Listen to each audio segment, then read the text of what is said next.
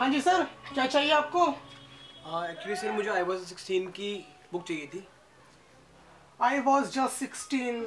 या सर, उस रो में चेक कर लीजिए आप, लास्ट बुक होगी। Okay sir.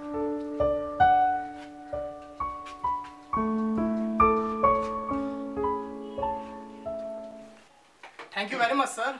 Thank you sir.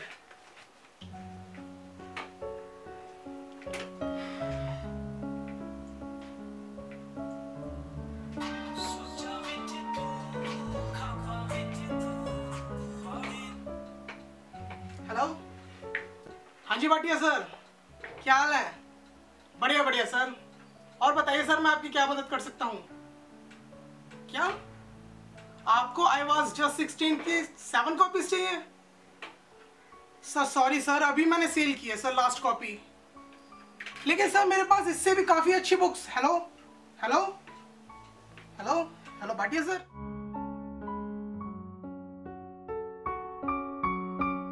Writer Rajeev Chawla की पहली किताब आई वॉज जस्ट 16 ने लोगों को काफ़ी प्रभावित किया है। यहाँ तक कि इस किताब की 2 लाख कॉपीज़ भी बिक चुकी हैं। उनका कहना है कि ये किताब उनकी निजी ज़िंदगी पर आधारित है।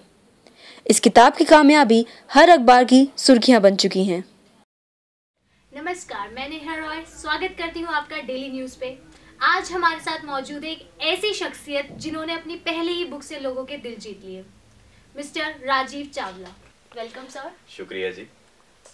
सबसे पहले आप हमें अपनी किताब के बारे में कुछ बताएं सर। हमारे व्यूअर्स जानना चाहेंगे आपकी कहानी के बारे में किताब की। इस कहानी की शुरुआत कुछ ऐसे हुई थी कि सुबह मैं अपने पापा के साथ स्कूल जा रहा था। वो मुझे अक्सर स्कूल छोड़ा करते थे।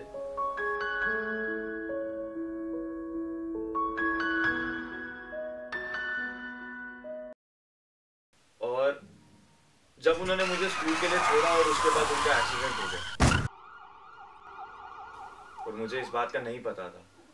जब दोपहर को मैं अपने घर आया तो वहां मेरे पिताजी की लाश थी।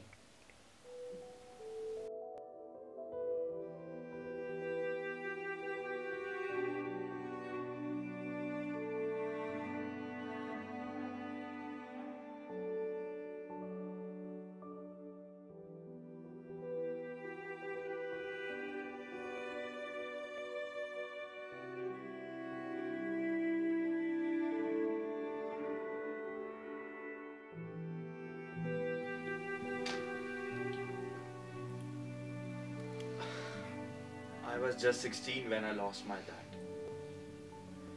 वो दिन मेरी जिंदगी का सबसे बुरा दिन था। शब्द नहीं थे मेरे पास अपनी जिंदगी को बयान करने के लिए। मेरे हालात ही मेरी जिंदगी को बयान कर रहे थे। पिताजी के देहांत होने के बाद मेरी जिंदगी में आने वाली हर एक मुसीबत उनके ना होने का कारण थी। मेरे पिताजी का ना होना मुझे हर एक छोटी छोटी चीज का एहसास दिलाती थी। मम्मी की दिमागी हालत बिल्कुल ठीक नहीं थी और साथ ही साथ मैंने अपने पिताजी के रूप में अपने सबसे अच्छे दोस्त को खोया। जैसे कि जिंदगी कभी दर्द बन के रुलाती थी तो कभी तकदीर बन के सताती थी। मैं इसे अपना अंत समझ रहा था, पर कहानी अभी बाकी थी।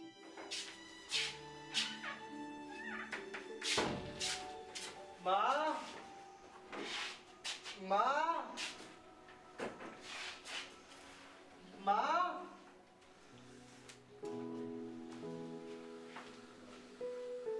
माँ,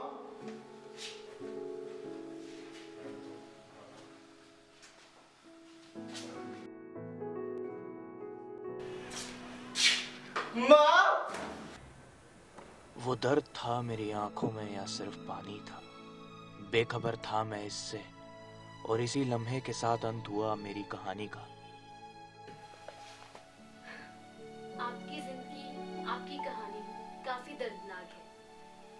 आपने अपनी जिंदगी में बहुत संघर्ष किया है। आप एक सदमे से उभर भी नहीं पाए थे और आपने अपनी माँ को खो दिया। वो 8 साल आपने कैसे गुजारे, और इतना कुछ सहने के बाद आज आप एक कामयाब लेखक के रूप में उभरे हैं। इसका श्रेय आप किसको देंगे? देखिए, मेरी माँ के जाने के बाद जो 8 साल मैंने गुजारे हैं, ये सिर्फ मैं ही जानता हूं। इस किताब के जरिए मैं अपने देश के नौजवानों को यह बताना चाहता हूं कि हम बच्चों के लिए कभी माँ बाप नहीं मरते। सिर्फ जिंदगी और मौत के फासले होते हैं जो हमें उनसे दूर रखते हैं। उनका आशीर्वाद, उनकी ब्लेसिंग्स हमेशा अपने बच्चों पर होती है, चाहे वो इस दुनिया में रहे या ना रहे। Because nothing is bigger than parents. Wow, sir. Really, sir. Thank you, sir. You are such an inspiration for our youth. Thank you so much for coming this show.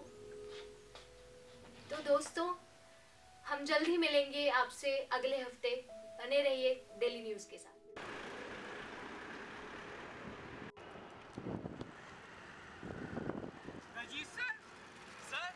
Sir Rajeev sir एक minute sir Rajeev sir can I have your autograph sir please sir.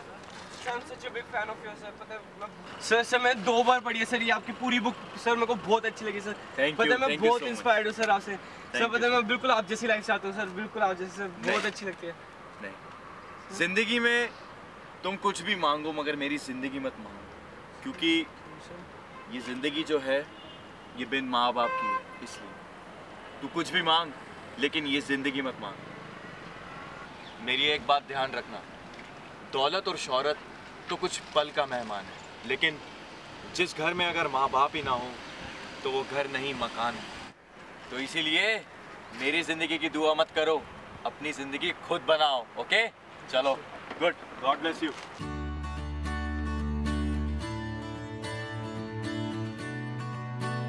उनका हाथ तेरे sir पर है आज, तभी तेरी शान है। उनका दिया हुआ नाम आज तेरी पहचान है। दौलत और शोहरत तो सिर्फ कुछ पल का मेहमान है। जिस घर में माँ बाप नहीं वो घर नहीं मकान है।